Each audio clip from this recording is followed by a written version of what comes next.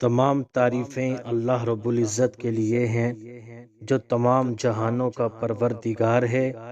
درود و سلام ہو ہمارے آخری اور پیارے نبی حضرت محمد مصطفیٰ صلی اللہ علیہ وآلہ وسلم پر، ان کی آل اولاد پر اور تمام صحابہ کرام پر۔ ایک مسلمان کو ناحق قتل کرنا کبیرہ گناہوں میں سے شدید ترین گناہ ہے۔ اس پر قرآن و حدیث میں سخت وعیدیں وارد ہوئی ہیں۔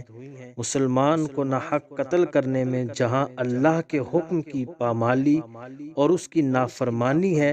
جو حقوق اللہ میں سے ہے، وہاں اس میں ایک مسلمان کو قتل کرنا، اس سے اس کو اور اس کے لواحقین کو تکلیف پہنچانا، یہ حقوق العباد سے تعلق رکھتا ہے۔ شریعت نے اس پر سزائیں مقرر کی ہیں۔ یہ حکم ہر اس شخص کے لیے ہے جو ناحق کسی مسلمان کے قتل میں ملوث ہو۔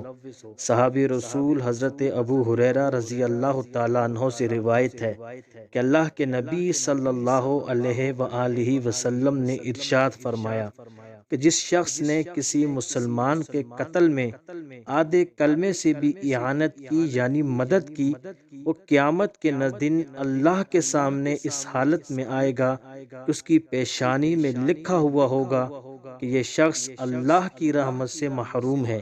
صحابی رسول حضرت عبداللہ بن عمر رضی اللہ تعالیٰ عنہ سے روایت ہے کہ اللہ کے نبی صلی اللہ علیہ وآلہ وسلم نے ارشاد فرمایا کہ اگر تمام روئیں زمین کے اور آسمان کے لوگ کسی ایک مسلمان کے قتل میں شریک ہوں تو اللہ رب العزت قیامت کے دن سب کو اوندے منہ جہنم میں ڈال دے گا، اور جس شخص نے کسی مسلمان کے قتل میں آدھے کلمے سے بھی اعانت کی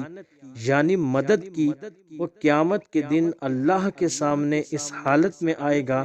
کہ اس کی پیشانی میں لکھا ہوا ہوگا کہ یہ شخص اللہ کی رحمت سے محروم ہے۔